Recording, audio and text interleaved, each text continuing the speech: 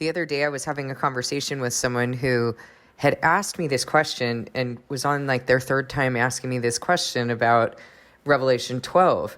And as I was talking with them, I realized that she kept getting stuck on the part where the witnesses have already testified. The devil is kicked out of the heavenly realms. And then he goes, and then it says, heaven is rejoicing, but woe to the earth and the sea, because the devil is filled with fury. He knows his time is short, and he's going down to you.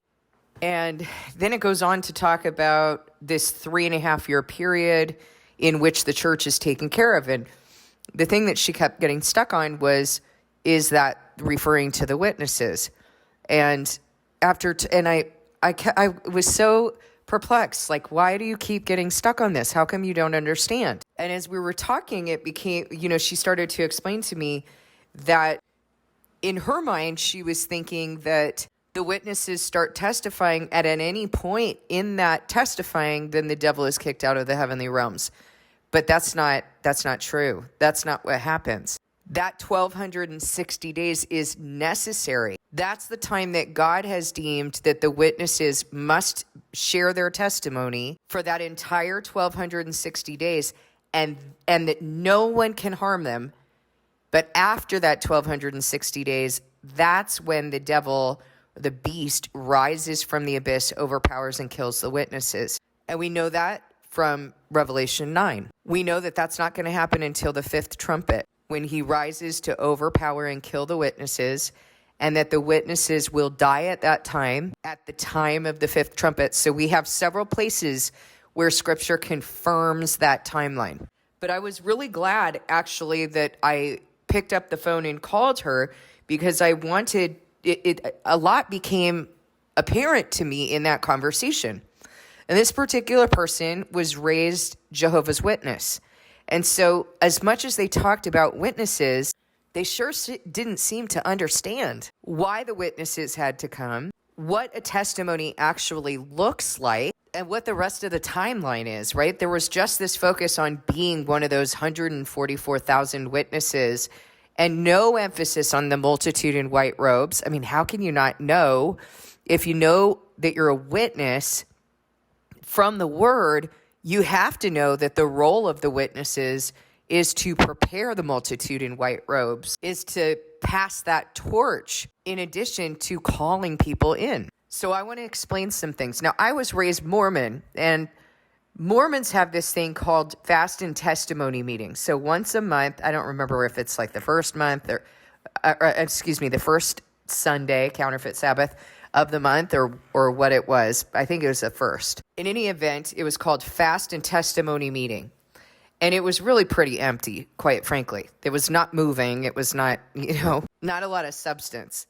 And one of the things that they used to do, and this is probably why it didn't have a lot of substance, is because children would get up at the podium and the parent would whisper in the ear of the child their testimony.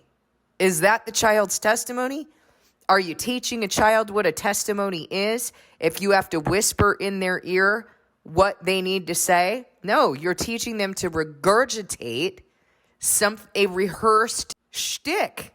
And do you think that that's cute? Because I don't think that's cute. I think it's repulsive.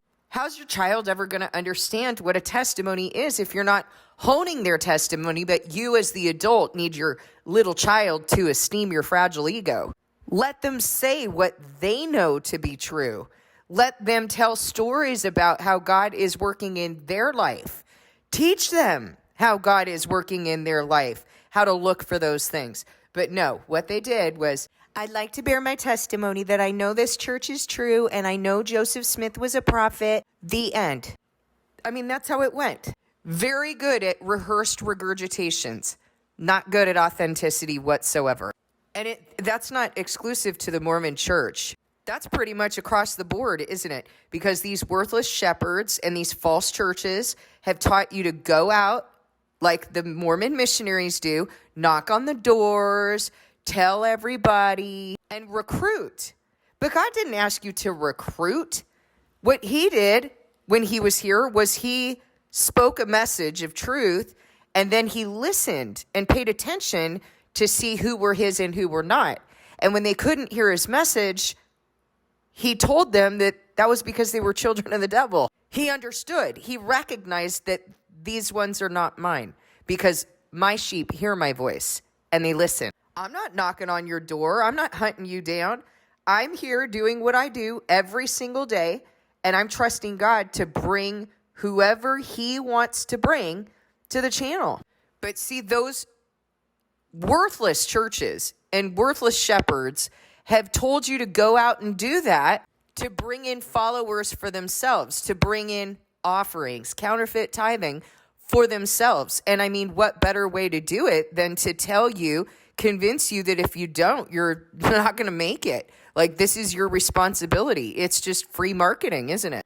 And so it's true what the word says, what Jesus said when he was here. You hypocrites, scribes and Pharisees, you travel to distant lands to go win over a convert, and once you've won him over, you make him twice as much a child of hell as you are. I didn't know what it even meant to be a Christian by the time I was baptized. No clue. And the people I was asking questions of couldn't be bothered to answer my questions. They would say things like, oh, it's complicated. And when I'd ask, hey, can I go to your small group? Oh, it's for couples. You know, with that like condescending tone, like, you'll get there. I mean, it's silly. Jesus said that there are those who were born as eunuchs. There were those who were made that way by man, and there are those who live that way for the sake of the kingdom of heaven. Those who can live that way should. There's honor in that. There's honor in being single-minded for the kingdom of heaven and being single-minded for the Lord. Paul said that that's a good thing to do that. He wished that everyone would be just like him and do that. But, no, it's just for couples. I mean, no, like, discipleship whatsoever. Hey, let's find a small group that, like, you can go to. No, ours is just for couples. So why did Jesus have to be crucified? Oh, it's complicated. Like, you're probably too stupid to understand. I mean, really, the reality is, it wasn't that I was too stupid to understand. They were too lazy to understand their own covenant. So back to testimony. What does it mean that the witnesses are sharing their testimony? What does it mean that they're testifying? Because you need to know this about yourself. And most people think that a testimony is just like this one story, and it's like, there, I shared my testimony. No, in reality, your testimony is ongoing. It's what is God doing in you each and every day, each and every week, each and every month, from holy day to holy day, from Sabbath to Sabbath, from new moon to new moon. You should be sharing what God's doing in you. That's what we do in the assembly. Every single day I share my testimony with you. And what is it that I share? Here's what God's talking to me about. Here's what God's doing in me. Here's what he's building in me. Here's what he's contending with me on. Here's what God did with me before, but here's what he does with me each and every single day. Do you think God has stopped building you or something? Or stopped building me? No. Each and every day I'm sharing my testimony. For 1,260 days, I will share my testimony with you.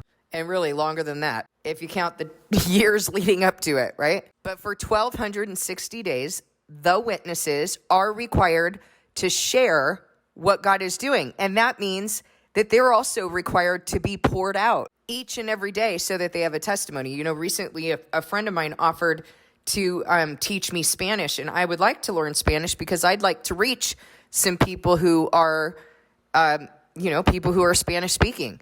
But the thing is, I also know that God has the ability to give me that tongue if that's what he wants to do. I grew up in a Spanish speaking home. I took Spanish in high school and I took Spanish in college. It never stuck for me. He has the ability, and maybe that's the reason. Maybe one day I'll have that tongue and it will be for his glory rather than something that I learned.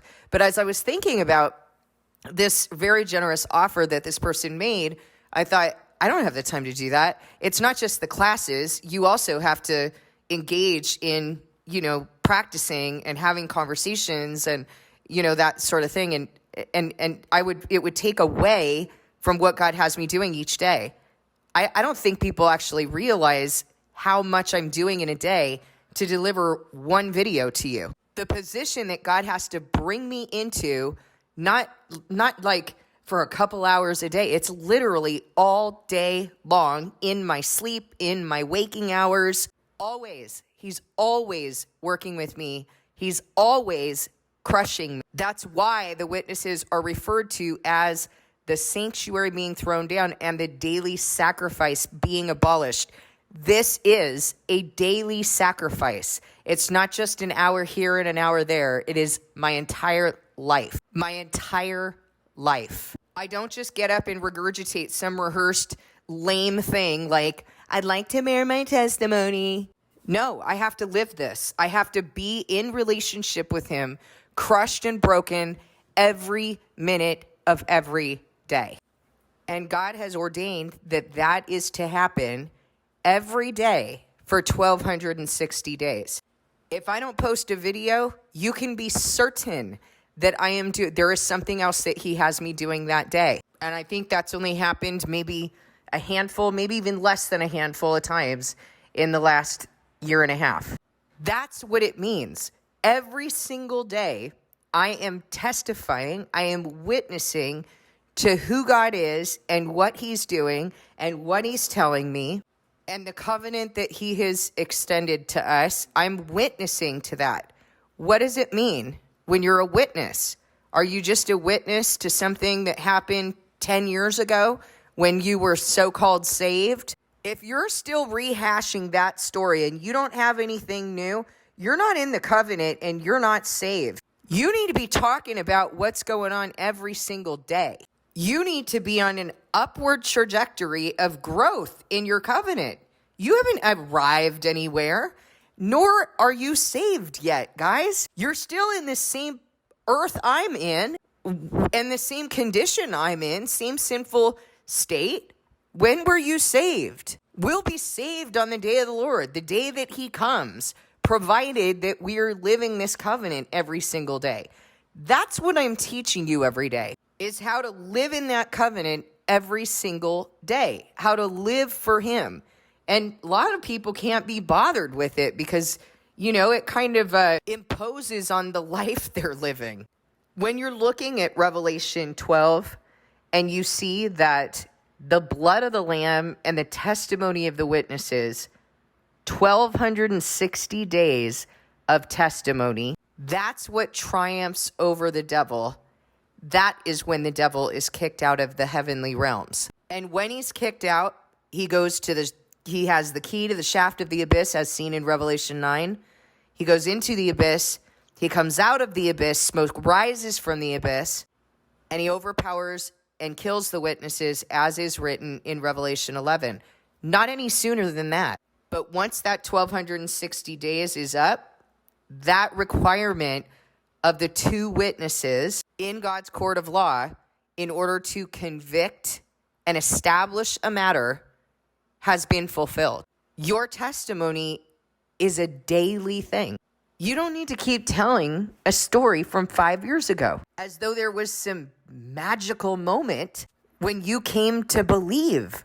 No, we come to believe every single day because we're kind of dumb, right? We forget what he did 5 years ago. We forget what he did yesterday. We have to be renewed in our faith every single day. Otherwise, it's fake. It's just something someone whispered in your ear to regurgitate at a pulpit. It is counterfeit every single day. Show me your faith by your works. This is an ongoing thing. And counterfeit Christians like to think of things as being discreet. Even God as being discreet, right? They like to change his name from the verb he used, Hayah, to Yahweh. They want to make him a proper noun, something that's discreet that they can just put into a box. But he is, and is being revealed, is to come. Same thing with your testimony, guys. What was, what is, what continues to be revealed, what continues to be built. Why would it be any different? That's the heart of God. When I first started out, you knew me in a different way. If you've been listening to the channel for a while, you have watched me grow. You have watched him clean things out of me because I've shared it with you. I've shared my process with you. I've shared what he's revealed to me along the way. And all of that is supposed to be bearing witness to you of how to live in your covenant and how God works, so that you will live that way too, so that you will understand your covenant. You know, if your parents were doing that, then it would have bore witness to you. I doubt they were because of the increase in wickedness, but they most definitely bore witness to you, didn't they? Of how they were living and what was going on in their hearts, for better or for worse. But that's what you have been given in the witnesses. It's not just about triumphing over the devil in a court sense, but it's also about what God's doing through the witnesses. He's calling his people in. He's pulling his people out of the nations and bringing them home. These are the workers that have gone out into the field to gather the harvest. And many of you are having an opportunity to be saved through what they're doing, because God is bearing witness through these lampstands. Do you remember that the witnesses are called the two lampstands? He's testifying to them. He places his light on those lampstands. Do you remember that God called you the light of the world?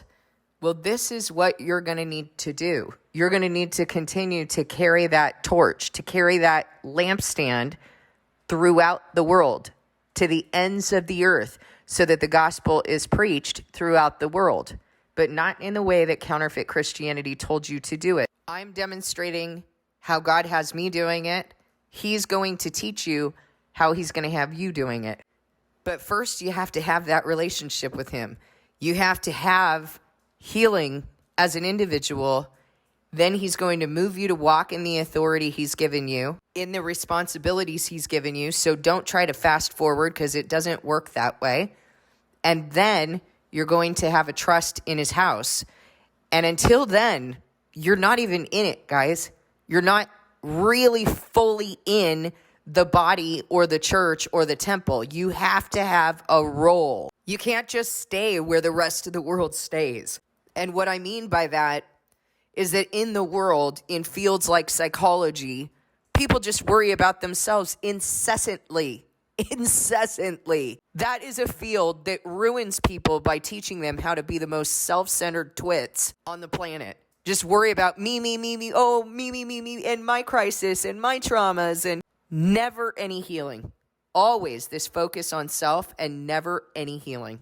But that's not God's covenant with you. He intends to heal you as an individual, but you have to do the opposite of what psychology teaches you to do.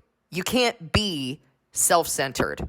You have to rend your heart to who God is and who he wants you to be, and what has he been doing with you in your life, and understanding all of those pains and traumas and suffering for the reasons he sent that suffering in your life to build and save you. So, of course, the devil in this world would want you to continue to remain in that self-loathing, self-indulgent flesh, so that you never get to that point of being poured out for God. But there's a reason why the word refers to, in Daniel 12, refers to the witnesses as the sanctuary that was thrown down and the daily sacrifice that's abolished. It's not because you're chopped liver. It's because the multitude in white robes have not gotten there yet. You know how I know that? Because it also says in Daniel that 2,300 days into the 7-year period is when the temple will be reconsecrated. And by that time, the witnesses have been long gone. So that's referring to the multitude in white robes. And what that means is that you need to be in your covenant by then. You need to be in the role for which God set you apart. And if you're not one of the ones. There are no social loafers in God's kingdom. You want to be in the kingdom, you got to have a role. A kingdom is a government. I guess this is a bad example, isn't it? Because there are some people in our government who don't really seem to know their role. But God's got a good government. No one's going to be in that kingdom loafing around as a wicked and lazy servant. No one's going to be in a body just being a little tag along and not doing their work. There's a function. You also can't be a living stone in a temple that isn't holding the temple up. You're always being described with a role and a function, aren't you? And Christ very clearly told you that you can't come back and just bring the treasure he gave you and say, I was scared, So here it is, exactly what you gave me, and you didn't even bother to multiply it. Am I speaking a different language, guys? Because I know I'm speaking on the word. I know I'm speaking what he has said.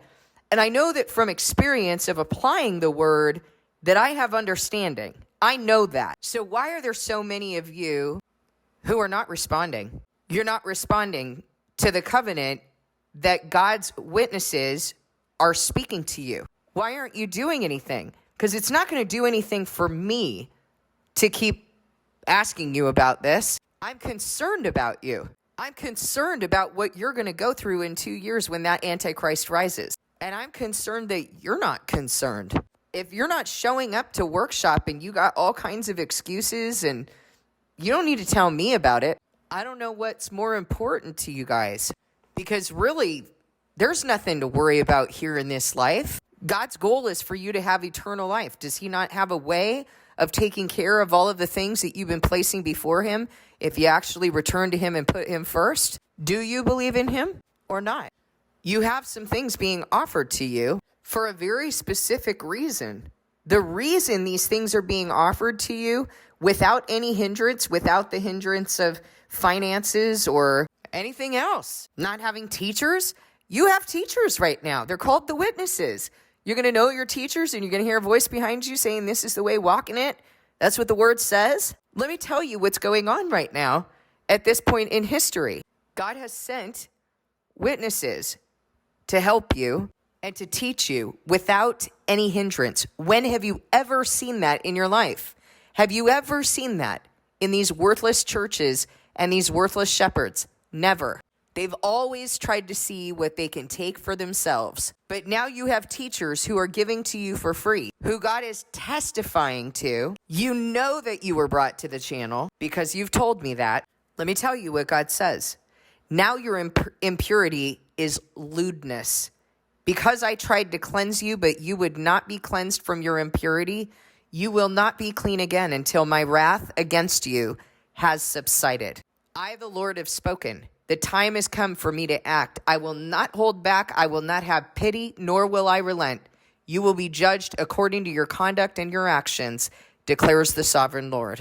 I have warned you a long time now about what is coming on those who swear falsely in God's name, about those who are going to be purified, made spotless, and refined during the Antichrist reign. And guess how it's going to happen? You're going to go through the fire. It's going to be bad. And I don't know how anyone who is not picking this up right now is going to make it. How are you going to make it? If you can't be bothered now, why would you be bothered later? So what I ask you to do is to pray about what I'm saying and ask him what you're supposed to be doing right now and really search and pursue his heart. Ask him what I'm doing, why I'm here, why you were led to the channel. Ask him. You don't have to take my word for it. I know that God testifies to me. I know that he testifies to what I'm doing, not because of me, but because this is his handiwork. This is what he's done, is doing, and will continue to do, what he will reveal. This is his name. His witnesses are part of his name, what he's doing, what his will is, what he's accomplishing, how he's being revealed. So ask him, discern what I say with him.